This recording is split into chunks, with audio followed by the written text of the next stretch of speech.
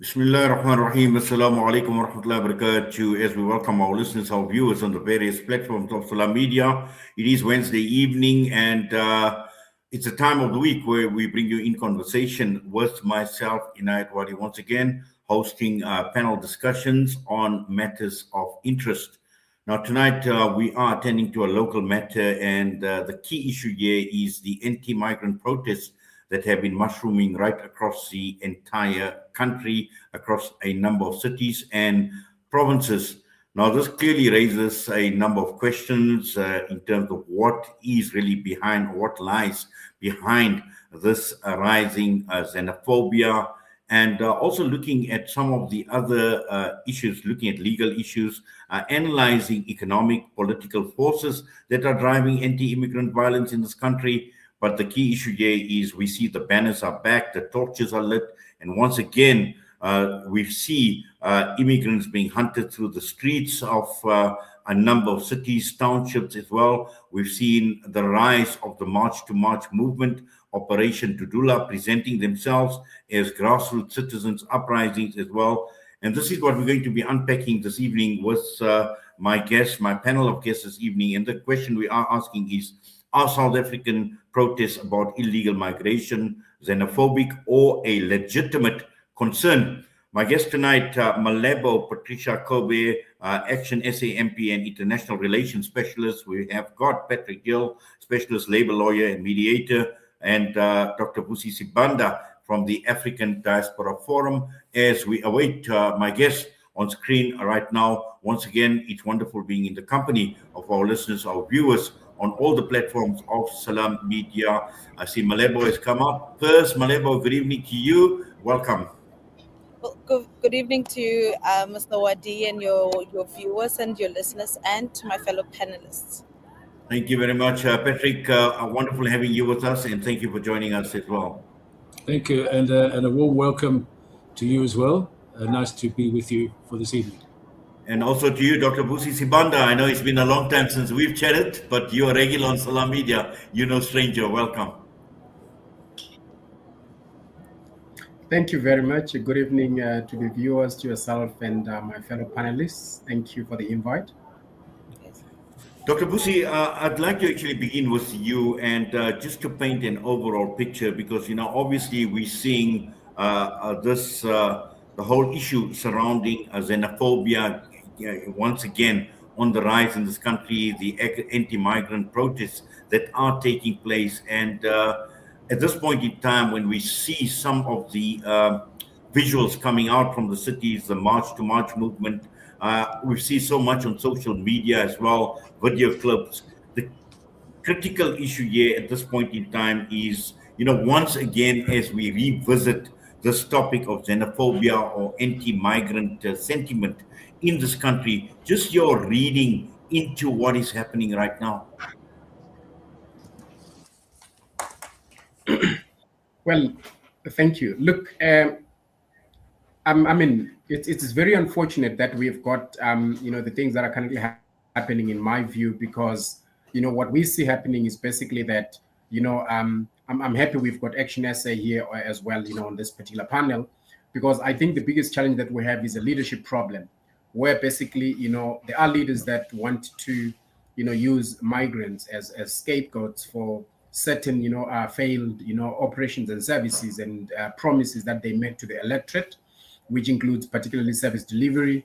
And then, there are also those that have looked, particularly at, an easy, political line to use, migrants, because they are seen and for quite a while have been used as a scapegoat, but, have not been, obviously been resolved. So we've got, in my view, political leaders that have, or that are misleading the general public into believing that, migrants, are a problem. But you'll also see that this is happening to a niche, a small group of the people, not necessarily everybody else, in South Africa, because you will realize that the war that we have is mainly, a war between, rather it's a war of black against black people, because the migrants that seem to be, targeted are African migrants and, not other, groups of migrants. And even the people that obviously, are on the forefront, with this, rhetoric of migrants are a problem. Migrants, should go back to their country under the guise of, illegal immigration, which obviously in some of the cases real there, because when we see March and March and Operation Diaspora going out there, they are not targeting illegal, migrants. I mean, a case in studies, what we saw happening in Pietermaritzburg, where they found a lady that was selling and she was carrying, an ID which shows that she's a permanent resident because it shows that she was born, in Zimbabwe. And they had no clue what that was. They actually said Home Affairs was corrupt, giving out these IDs. How can someone have a South African ID that is written that, she's born in Zimbabwe? So the people that are going out, they don't have a clue on how to target the so-called, illegal, migrants, but they are targeting all migrants in general, and particularly black migrants, which is my major concern. And as a result, the feeling and the general, view is that we've got a group of people, and particularly black leaders, that are misleading a small group of people into believing that, there's a problem with, migrants living in South Africa. They are the, major problem, to the economy, to the unemployment levels, and to all the ills that South Africa is facing, including, crime. So I think those are major problems that we are facing. And unless we've got a change in how this is tackled, we are seeing a deterioration in relations. Well, thank you for that, Dr. Vusi. Let's bring Malebo into the discussion. Malebo, as Dr. Vusi mentioned, he's actually glad that, you are on this panel, and just looking at it from a political perspective as well. And again, pointing fingers at leadership in terms of migrants being used as scapegoats. And just from your perspective, and looking at it from a leadership perspective, from a political perspective as well, what are some of the clear objectives behind this March to March movement and the anti-migrant sentiment that we see mushrooming in the country? Well, thank you for that question. Firstly, I'd like to address the issue of political leaders actually using illegal immigrants as scapegoats towards issues of service delivery and actually targeting black on black violence. I'd like to, I know that the great doctor there, he's learned, and he can't reduce this issue to just simply being an issue of scapegoatism. Now, I'll lead you back to Action SA and our foreign policy, our immigration policy. We are clear, and we know that every vibrant economy in every self-respecting country is made up from the back of migrants, including our very own country, where you used to have migrants come in from Malawi, Zimbabwe, all over in the SADC to come and work in the mines. Now, the onus was on this country to ensure that they've got enough capacity to ensure that those migrants that are coming in the country, we can provide services for them. Now, it's not an issue of scapegoatism, but it is an issue of saying, let's process people in a manner which allows us as a state to make informed decisions in terms of who are we letting in. Do we have, the right kind of capacity to ensure that these people, not only are they part of our economy, but they're able to also receive services in the same breath. Now, bringing it closer to saying that it is black on black violence. Now, when we look at systems that are overburdened and completely broken, they are mostly public sector and public service in the public service domain. So that's in your health system, your schooling system, and that is mostly used by poor black people who are the majority of this population, of this country's population. Now, when you say that we are not targeting white migrants, there aren't any social tensions in terms of using social services between the poorest and the poor and those who are able to use it as middle class, where you'll probably find your mostly a demographic of white people.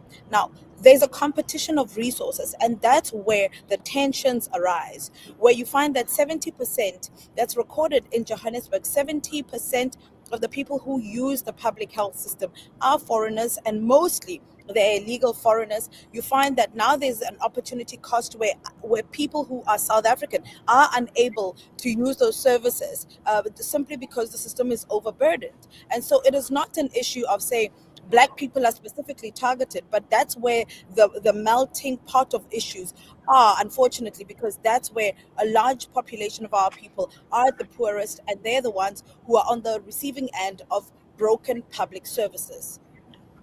Patrick, I'd just like you to come into this discussion here. And I heard Malebo speak about immigration policy.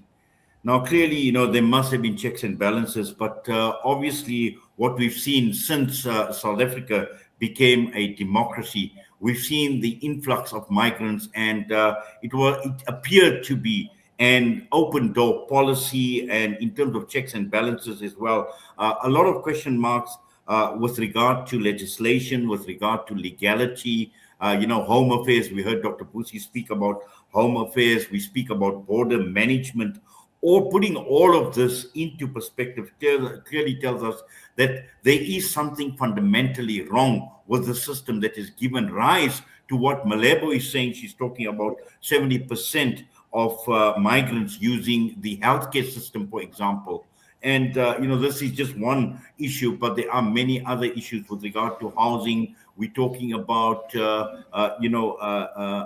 buildings being occupied. All of this put into perspective tells us that from a policy perspective and also from a legal perspective, something obviously has broken down horribly, and something has given rise to this problem that we faced with. Yeah, you're quite right. I mean, both my colleagues have made valid points here, and essentially, just in relation to what Malebo said. I mean, ultimately, it's got to do, I think. I mean, what are the root causes of this thing? Ultimately, it's economic desperation that is a driving force of this, and there's a scarcity factor, as Malebo was also saying. Scarcity not only in relation to public services, but in relation to work opportunities, job opportunities, and so on.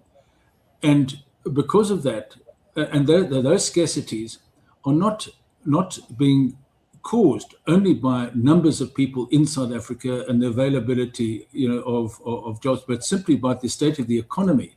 Generally speaking, we have such a huge unemployment numbers in this country that something like 32% odd unemployment and of the youth, and this is the category where we most find these anti-immigrant sentiments coming out. Something like over 40, getting up to 50%, half of youth, between the ages of 18 and 26 or 30, unemployed and desperately looking for jobs. So desperation and the scarcity of jobs drives people to look for scapegoating. They're finding people who are taking up the opportunities, the scarce jobs that are available, the scarce opportunities, the scarce trading opportunities in businesses and spaza shops and so on. And insofar as legislation is concerned, it's difficult to manage that without actually expanding the cake of employment opportunities, just on a purely economic stage. And so the idea of it's a social problem, it's a socio-economic problem, which legislation and leadership are trying to solve because of the mass migration that's coming through. And some of the legislation and the legal measures are firstly about document control and processes of granting rights to occupation, visas, residencies, and so on through the whole documentation process. The other one is physical control of borders, of who gets in and who gets out. We know that our borders are as porous as sieves, and it's so easy to come into the country. And recently, we see that the border control facilities are being jacked up hugely. And there's also a multidisciplinary border control management system that's been in place, which consists of security, it consists of policing, it consists of a whole range of different interdepartmental efforts to try and manage the physical borders to try and stop the flows. And insofar as getting so the soft part of it is the actual document control, and then the hard document or the hard borders is another element of the legal thing. But then it's got to do with enforcing it and doing it in a way that actually works and that is fair to everyone. It's fair to the documented migrants. For undocumented migrants, they will be taken out of the country. So consistent application of the regulation is absolutely critical to get legitimacy to the legal system. Because as you say, you're not going to stop people coming in. As Malebo says, and I think Dr. Vusi is saying, is that it's just a fact of life in all economies around the world that people mix and so on, particularly in South Africa, coming southwards. So the legal principles are there, but they need to be more effectively managed insofar as the documentation is concerned, the hard borders are concerned, but then the socio-economic issues, which are more long-term issues, need to be managed. And changing attitudes. This is where leadership, I think, plays a role, that they can change the psychology of society into the way that they think about, migrants and immigrants, that they're not a burden, that they're not bad people. They are simply trying to make a living for themselves and their families. And it's not an evil that they are doing, that they are trying to survive. And so, I mean, that overall framework, I think, is an important way to deal with the situation, trying to manage it. It's a holistic, multi-dimensional way to deal with it. Yes, Patrick, but also Dr. Vusi, one can actually understand the socio-economic dynamics of this country at this point in time. One can understand the level of poverty, joblessness, homelessness, and people obviously want to make a living. And again, the mere fact that the migrants have actually been targeted, and considering the contribution of African migrants to South Africa historically, even during the apartheid era, where they've actually built a country, coming over to South Africa, working the mines. They've done a lot. They have contributed to the country, and one cannot be oblivious to that fact. But South Africa is now being seen, even in Africa, as a xenophobic bully, for want of a better term. And this is where the question lies in terms of, is this just a grassroots movement, or are we just seeing grassroots uprising, or is there a lot more? Is there a level of coordination? Because we see some of these movements, anti-migrant movements, very media savvy. We see the cross-provincial mobilization. So it does appear to be quite an organized movement.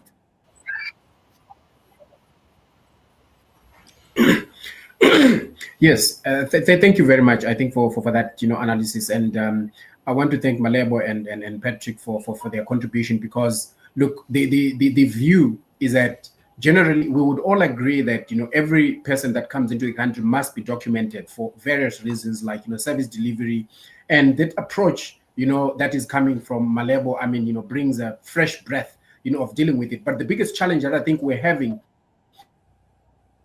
is that we've got a lot of people now riding on this issue of illegality, and then whilst they come out there and stand as if they're dealing with the undocumentation, they just then take all the migrants under the same umbrella. They're attacking people. They're saying they want people in the spaza shop industry, for example, to be there shouldn't be migrants there. But when they talk about that, they forget that we've got asylum seekers, who are people that now, in terms of our law, because we've domesticated, the Convention on Refugees and Asylum Seekers, that are entitled to do that as a result. So, those are issues that are a big concern, and mainly the fact that we've got people that appear to be well funded. And this is where the challenge is, because you will not have people moving from KZN, driving cars. I mean, we saw Ngizwe, for example, recently being given, one of the most expensive bakkies, and by some unknown, business people. So there is, a likelihood for example, if we look at from 2019, when we had a serious, fallout in Johannesburg, the GP area, where we've got a lot of shops that sell not only to South Africa, but to actually a lot of SADC, countries. And we had a serious attack in that particular area. And we were told that that economy runs into billions. And, by, a well, renowned, professor who was visiting from the US. Now, because they'd carried out research. So what we then realized that it would appear that there is big business also that is involved, which realize that their economy is shrinking because of this particular niche, that people are finding, in the small business that is providing to them. Because, Johannesburg, particularly, Johannesburg CBD, if I'm to pay particular focus to that, was seen as an area that had become, a white elephant that was, deteriorating, and Sandton and Rosebank were all coming up. But all of a sudden, thanks to the small business that are run by migrants selling clothes and small wares and all that, it became more vibrant, attracting more people, attracting international, traders and buyers, and people that come from even, provincial areas like KZN, the Free State Northern Province coming to buy and not going to buy from Sandton. So that has created a big challenge. And unfortunately, because maybe we have not had a serious investigation into who is behind this anti-migrant, rhetoric and causing these attacks. So we will have people that therefore appear to be funded. We had, for example, in Operation Dudula, that, there was a fight, a fiasco about money, and the leader was stepping down, and one wonders where that money is coming from, who's funding that. So maybe if the government is serious about stamping out this, which is going to portray South Africa as a hub of xenophobia and hatred to African migrants, there needs to be a serious investigation into who is bankrolling these activities, because they all come out in the name of illegal immigration, but when they do their attacks, they attack every migrant under in that way.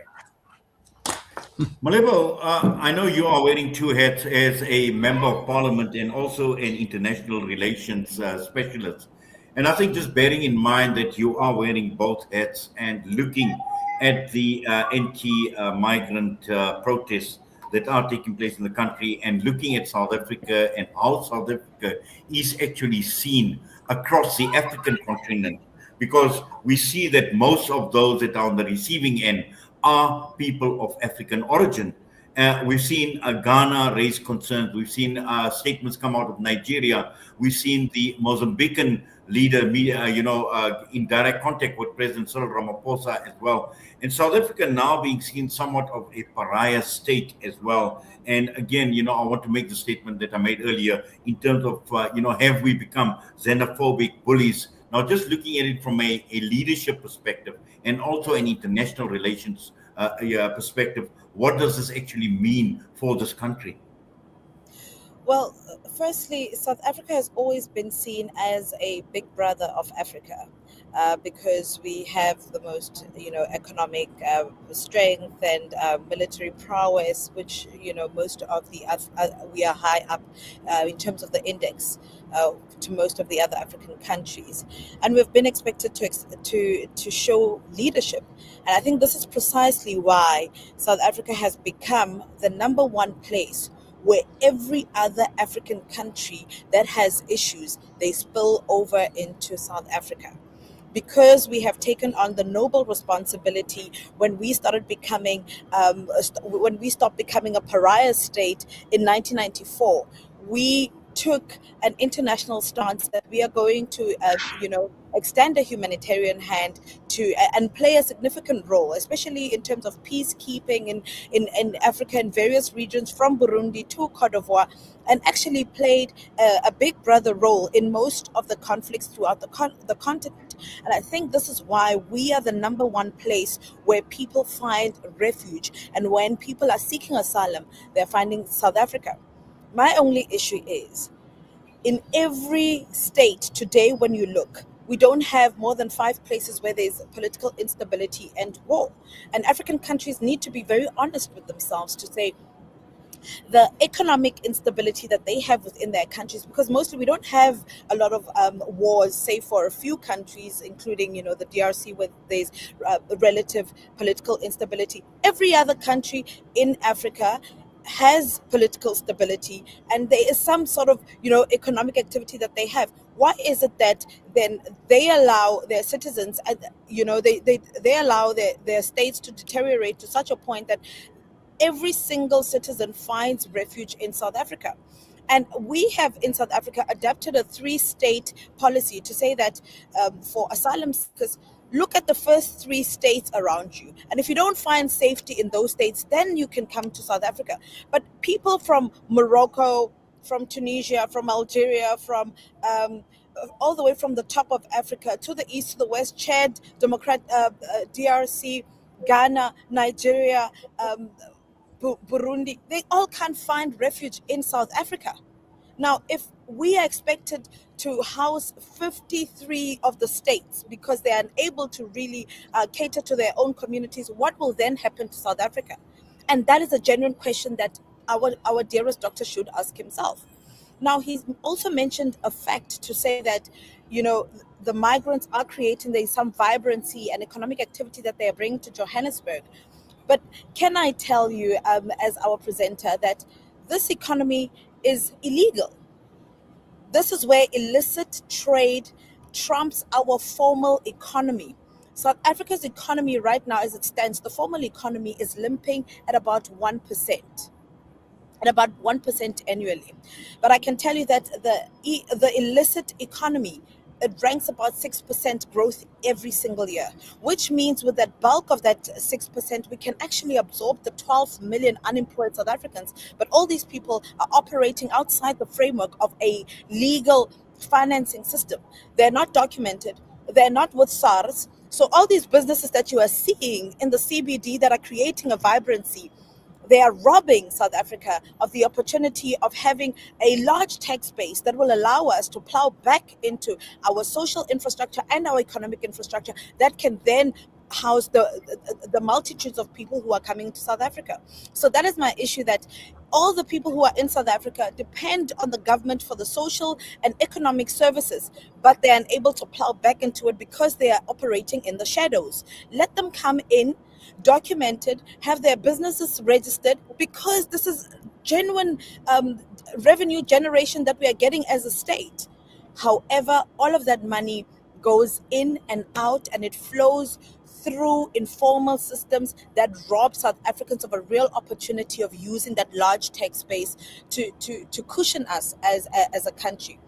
I don't think there's any self-respecting country that would allow its systems to be exploited in the manner that South Africa has been, and it continues to keep quiet. There's a real opportunity to turn the conversation around if we stop maybe concentrating on what Ngizwe did or a certain group, to say, if our people are then encouraged as fellow African countries, if our people are encouraged to enter into South Africa legally, to say, how do we relax then our regulations towards them participating within our economy? How do we then encourage them to participate into the formal structures so that there is a benefit to the South African economy in them being there at the country? But at the current moment, we are servicing everyone and not getting anything back, and that is unsustainable. Patrick, I just like your comment in terms of what Malebo has said, and obviously questioning the whole issue about legality and the informal trading. But again, here is a question in terms of whose responsibility is this? Who is accountable? I mean, is there a lack of governance?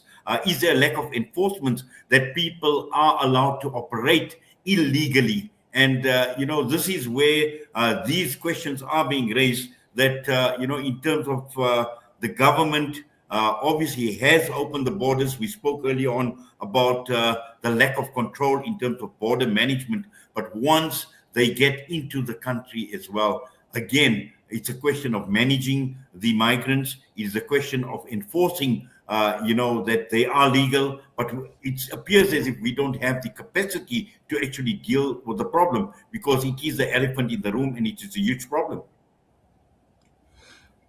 Yeah, I think it does seem apparent that we don't have the capacity to manage, what the regulations are. And I mean, if you look at it, really what we do need is genuine law enforcement. And before you have law enforcement, what you need is clarity on what the rules of the game are. And when I talk about rules of the game, what are the rules of the game that are basically, what are they? Are they reasonable? Are they fair and reasonable rules? The second thing is that if you've got fair and reasonable rules, does everyone know about them? And thirdly, are the rules consistently applied? And are the rules, where they are breached, where there are breaches of the law, are they enforced? It's only when you have a holistic system, like any other application of societal management, where you have clear rules of the game that people know about, are fair and reasonable and predictable, so that when people are coming through the borders, they're coming, from Burundi or from wherever into this country, they must know if they come here, they've got to play by the rules of the game of South Africa. And so once you've got that system in place, and there are many rules already, as long as there are no rules, there are lots of rules already, it's a question of having a coordinated approach, and one that is objective and decisively implemented, that people know that if you break a rule in any societal management situation, there are going to be consequences and there's going to be accountability. In the case of coming over the border undocumented, and if you're discovered and not documented, you know what the consequences will be. You'll be thrown out of the country. If you come into the country and you are running an illegal spa, whatever, then you'll be identified and held accountable. And if Dr. Vusi is talking about, which I'm not too familiar with, there's an underground mafia system operating below in the dark, making money out of this whole system and exploiting it, then certainly they, like any syndicate, like any mafia, must be rooted out and identified firmly and consistently, so that everyone knows that they can't flourish, other ones can't arise. So it's got to do with positive attitudinal management of it. But also there needs to be attitudinal changes, that leadership must send consistent messages about attitudes towards migration, that it is a fact of life, we just got to accept it. But there are rules of the game, and there are rules to manage it, so that people's propensity to scapegoat vulnerable people because they're undocumented, knowing that they are vulnerable and exploiting their situation, is not something that will be tolerated. And so that is and the other thing too, which Malebo was talking about as well, is that there's a bit of an irony operating here, because in the struggle against apartheid, South Africa looked to the greater African diaspora for assistance and help to overcome it. And now they're finding all of their, like recently we've seen people from Ghana, from Zambia and Nigeria coming into the country and now being told that they're not welcome. There's a bit of a contradiction going on there. So South Africa's losing its credibility in its standing in the eyes of the overall African continent. And I think that needs to be, those messages need to be dealt with. We've got Ghana, calling the ambassador of South Africa, and we've got the Nigerians complaining about what happens to Nigerians and so on. And those messages are damaging seriously South Africa's diplomatic reputation.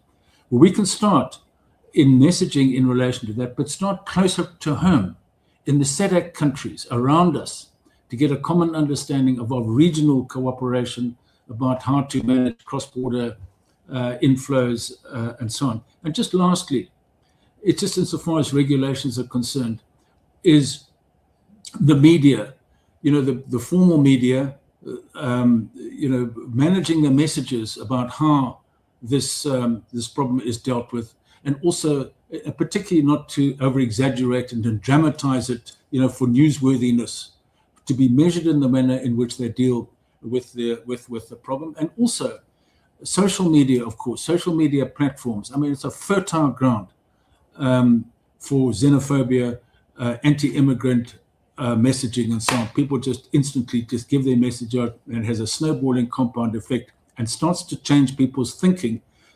individually and collectively far too quickly and dangerously, quite frankly. And that needs to be, I think, looked at very, very carefully.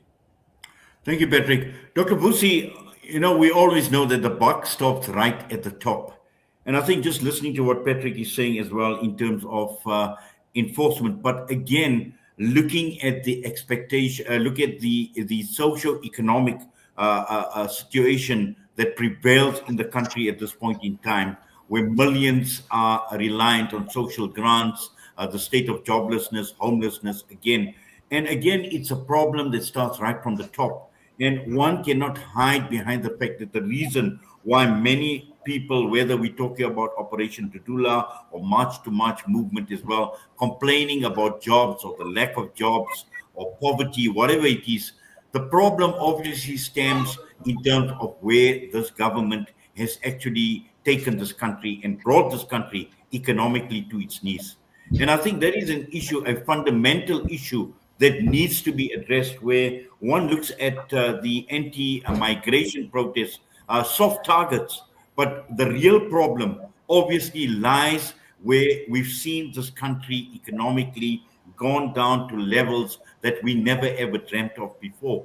And when you talk about, something sinister or a sinister movement behind, I see Dr. Vusi obviously has, I think he's having a bit of a problem, but perhaps Malebo, you can look at this as well, where when Dr. Vusi speaks about a sinister movement, why is the anger not directed against black monopoly capital or white monopoly capital? Why is it the spaza shop owner who is just seeking a living in this country?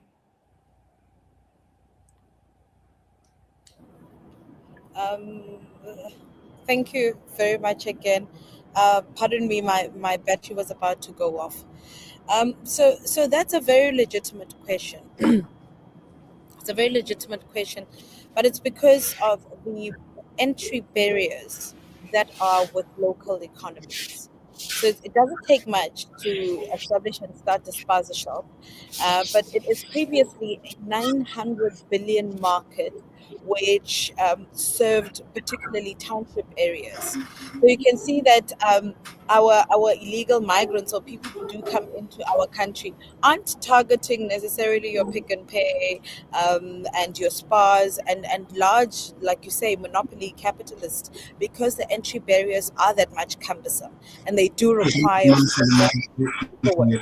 So that's where the issue of enforceability comes in, that our law enforcement really does focus on that area. Whether law enforcement, where the laws and regulations are quite laxed, which is within the local spaza shop spaces, they have illegal immigrants have easily tapped into that market, dominating it greatly, and also creating syndicates around it, and that's also been quite worrisome. Because of the lack of regulations, it's not just that they've tapped into the economy and taken it from the locals, but they've also started producing their own goods, replicating those goods, and creating a scenario where we have school children consuming these and being treated and having to be admitted at hospitals because they are poisonous. We've had children who have died, so we have real tragic incidences that that come as a consequence of the relaxation of regulations around the local economy, because it is it's just not well regulated. It just continues to show you the plight of ordinary, majority Black people in this instance, and they now having to compete for a scarcity of resources, or a market that they used to dominate, that used to contribute, I think, 900 billion into the South African economy. They're now having to share that piece of the pie, and it has had some very tragic consequences for people who live in normal, ordinary communities. So I think that the issue of enforceability is one that we really must look at. That at a higher level, at formalized businesses, it's not easy to compete with them because there are stringent laws that you must comply with before you actually set up shop, as opposed to local economies where you don't need a lot to start up except for capital, which they have. And they don't even, just as I said earlier, they're not part of a formal economy. So they have an abundance of resources, which the state isn't even taking a part of or a portion of in terms of revenue. Patrick, the most critical question is, every time we have these protests that start mushrooming across the country, it's when we have these discussions. And this is when everybody talks about it, the media reports on it, political leaders start talking about it until it dies off and then it starts again. And we've seen this. It's a pattern that is, very open. In fact, it's blatant. One can actually see this pattern over a period of time. But the most critical question here is, what are we doing about it? And this is my question to you as Patrick, just in your analysis and in your mind, what should the powers that be thinking about? What should they be talking about? If you could unmute your mic. There we go. Okay. Am I on? Yes. In it, I think the message from the top, from the leadership, everything starts at the top. And what is the message? What kind of country are we? What kind of attitudes? What kind of society are we trying to build? We're trying to build a value-based system where humans are trying to get on with each other, no matter what their circumstances, and so on, as an overall general proposition. And if the messaging is overall that is what we are intending to do, I think that can start to play some sort of influence, that there's a consistent message coming from the very top leadership about attitudes towards what we are doing. And remember that it's actions change behavior, behaviors change attitudes. So the actions of people, the actions of leaders can start to, and modeling behaviors starts to change attitudes at a societal level, and it gives the indicators of where and how behaviors and attitudes of this kind should be done.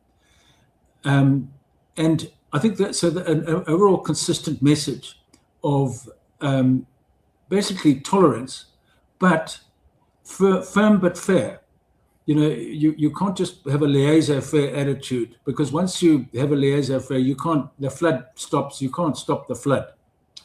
And there's only so much, capacity, as Malebo said, that an economy can take on its available resources. And so it comes back to the firm but fair attitude. And if we have that kind of overall thinking, that could be a start of, well, not a start, just simply a part of the way that we deal with societal issues in this way.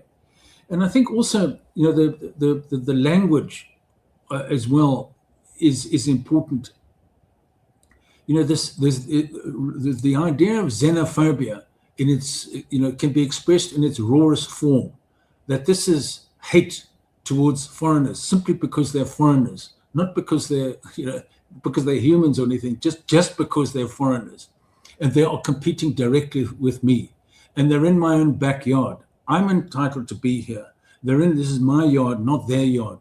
So at the very basic level, this is xenophobia as a hate attitude, of one person who feels threatened by that person. Isn't easy to threaten that person because there's some, justification of them being in my turf when you're not entitled to do, and I can behave in the way that I think is appropriate to protect me and condemn you and abuse you.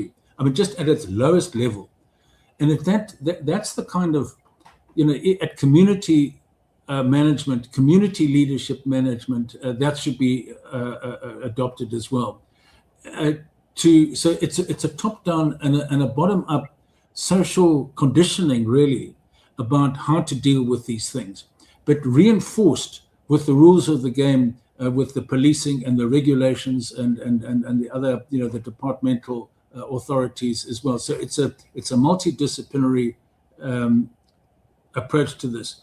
And what has been happening is that, in its rawest form, xenophobia as a hate attitude that generates the symptoms of hitting people, hurting people, and so on, is being reframed differently as, I'm entitled to this. I am protecting not just me, but all of us. In other words, I'm being a patriot now, and so I'm exercising for the good of all, not just me, against the intruders, the outsiders. So the inside-outside binary frame of mind takes root, and on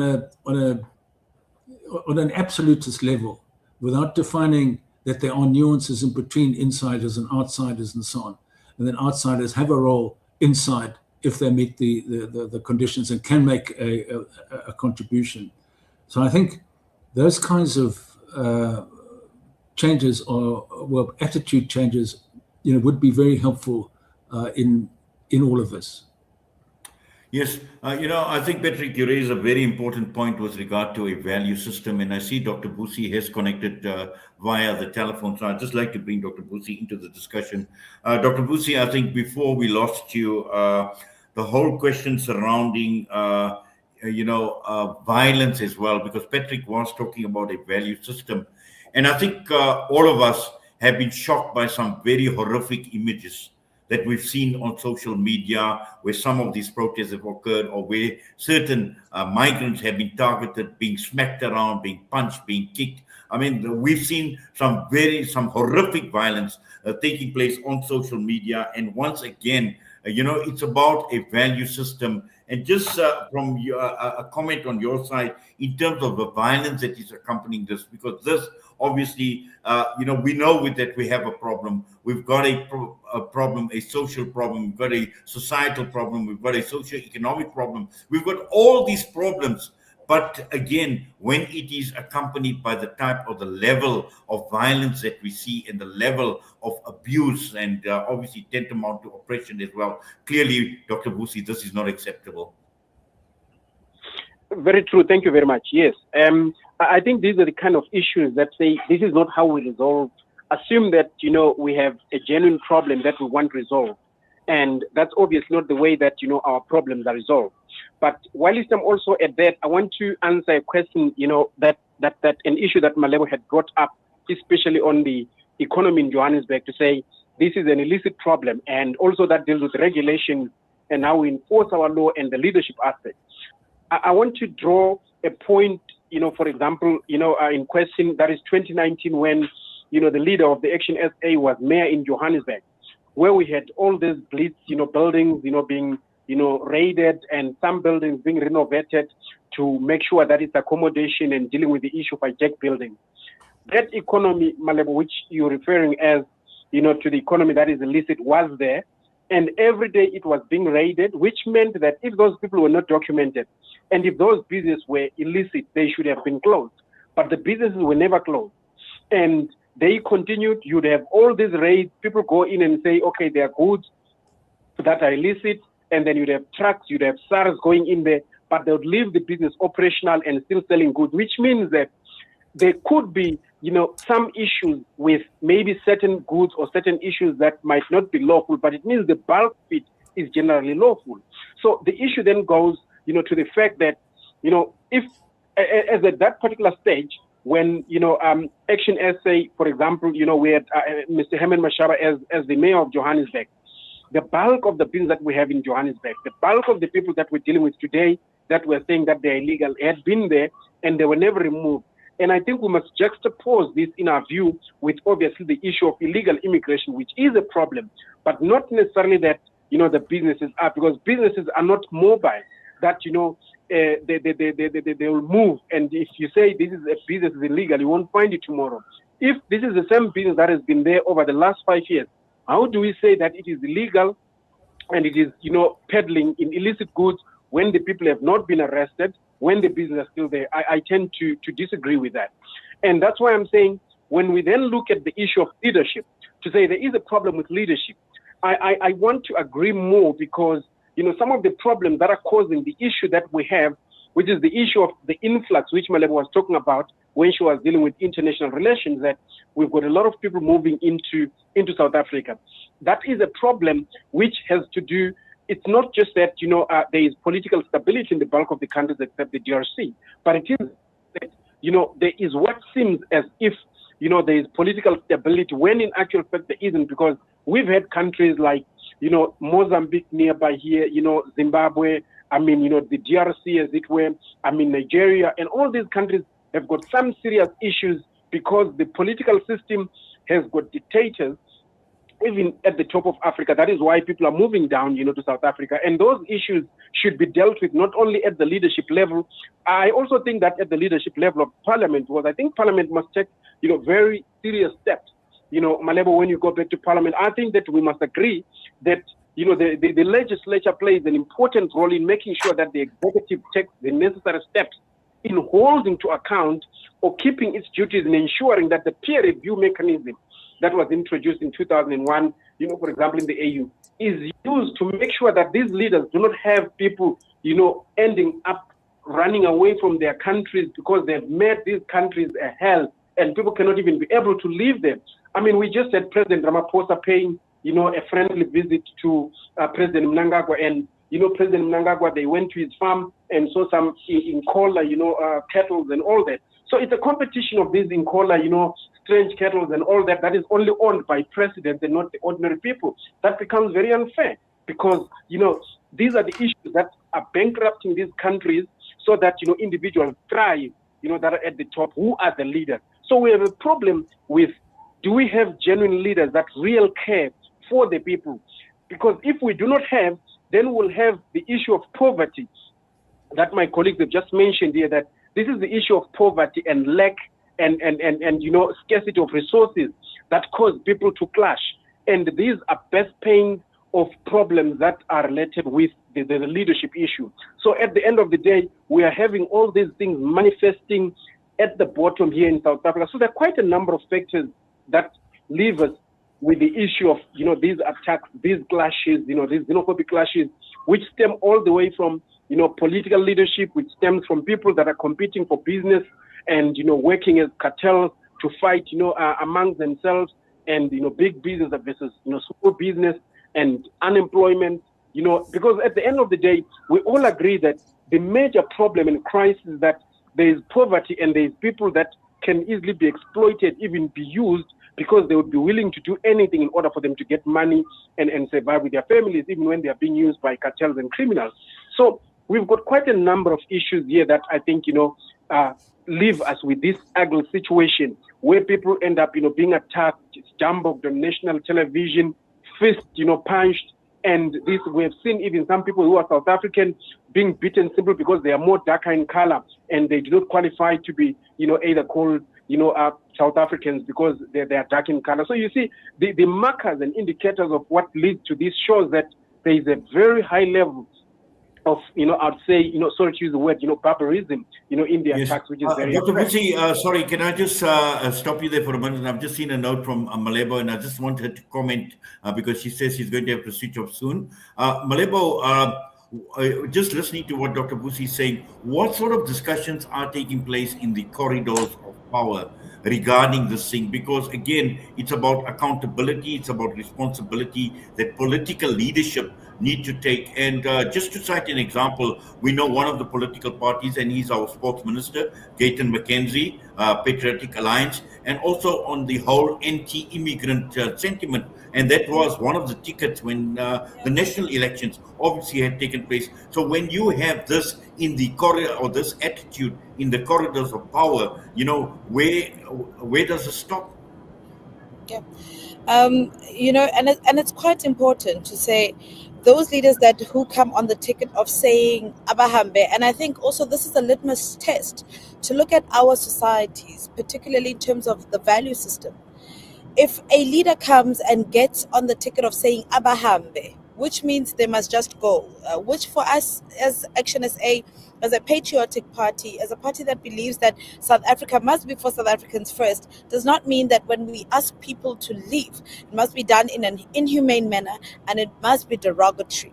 And I think that is the first point of reference for us as Action SA to say, when we are safeguarding our own rights, we are not necessarily, just defaming or removing other people in an inhumane manner, which is something that we are completely against, and which is why during the March and March incidents, I think in Eastern Cape, when utterances were made that were, bordering on the side of being tribalistic, we were the first party to show leadership and to speak to the March and March leader, call her to the side and say, we cannot be part of a movement where people are called makwerekwere or zaizais or any other derogatory term, because the issue is here. We are not xenophobic. We do not hate our brothers and sisters, and we do not just want them to go. We want a situation where patriots who are fighting for South Africa's legitimately, with legitimate concerns, have the right channels so that our brothers and sisters who are not here legally can be able to be given the opportunity to be deported and go home legally. I think one of the most important things as a nation, we must look at the kind of leadership that we have. We must look at the practical solutions that they have put in place. If we are saying that we have a problem of illegal immigration, what are we then going to do in terms of ensuring that people who are here are legal? In terms of enforceability, what Patrick spoke about, a multidisciplinary effort towards ensuring that every single movement in this country is accounted for, and we at a leadership level can bring together competing interests in a way that does not overburden our system, does not disadvantage South Africans, and it does not harm our brothers and sisters who are from various countries, who are here for various different reasons. I think it's important when we frame the conversation to speak at it from a patriotic perspective, which is what we have as Action SA. And even in our policy, we said, relax. You need to relax in order for us to have a vibrant economy.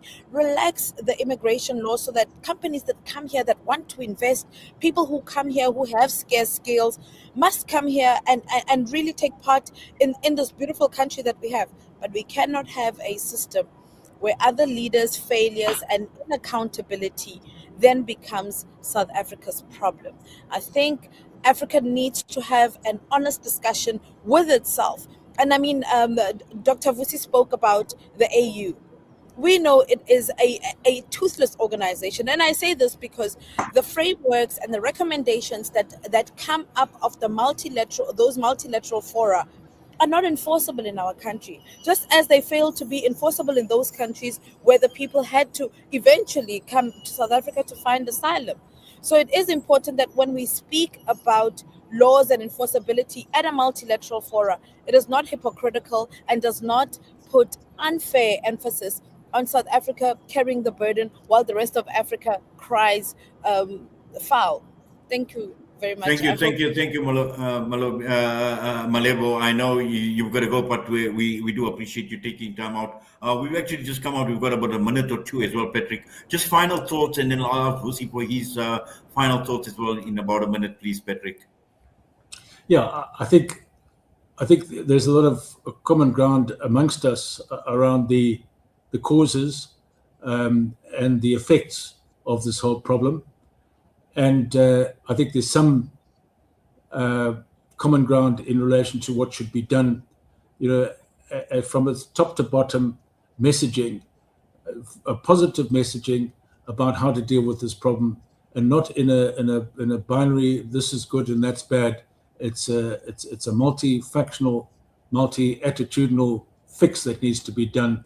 And I think it can be done with the right attitudes and the right consistency in the manner in which the overall picture, very difficult picture, socio-economic, political issue is dealt with as a country, to lead us in the right direction and make us stand out in Africa and elsewhere. This is the way we deal with it, and others will take our role. We will be the role models for how to deal with this, ideally. Thank you. Dr. Vusi, for the final minute, your final thoughts? Thank you very much. Well, look, I think the most important thing is it's not fair that, South Africa has got to bear the brunt of poor leadership, across the African continent, and countries that are not doing quite well. Something needs to happen at leadership level to address these problems, because the problems that we have that are manifesting in South Africa are problems that are birthed by poor leadership, greed and dictatorship, and lack of constitutionalism and democracy, fair and, a regular, proper election. So unfortunately, it's all manifesting here, and people are also being manipulated to act in a manner that dents the name of South Africa. So in order for these things to happen, I think the general masses of South Africa need not to be exploited, but to let the people should begin to work together. The general populace of Africa must work together to read these people, because the leaders are not there. This continent is on autopilot, and as a result, all the countries in general are on autopilot. They lack the leadership. So people need to rise to the occasion and guide these leaders so that they can be better leaders. I think Pluto said in any event that, look, the ocean cannot flow. It cannot flow. Its flow cannot be higher than the tributaries that pour into it. So maybe we need to agree that our leaders are a reflection of our thinking as the general people, and we need to tweak our own thinking so that maybe the leaders can be in the right place. Well, thank you for that, Dr. Vusi Sibanda, and also to you, Action SAMP, Malebo Kobe, to Patrick Deale as well. We do appreciate all of you taking time out with us right here on Salam Media this evening. All the best to you, and I'm sure we will be having a lot more discussions going into the future. But for now, we wish you well, and please take care. Thank you. Good night. Thank you for having us. Bye. Thank you. Thank you. Well, that brings us to the end of part one of tonight's discussion of In Conversation with myself, Inayat Wari. Stay with us. We still have got another interesting discussion coming up. And we're talking about the United States of America saying that offensive operations against Iran have ended under what is termed as a fragile ceasefire. The key question here is the war officially over? My guest tonight, Ali Riza Kamandi, who is a Tehran-based journalist. We've got Dr. Ali Al-Sayegh, who is a Middle East political scholar and analyst, and also joining us this evening out of, we've got from Pakistan as well. We have got, in fact, he has been quite a regular on Salam Media as well, Professor Junaid Ahmed, scholar of law, religion, and global politics. So he'll be joining us in a few minutes from now. So stay with us. Don't go away.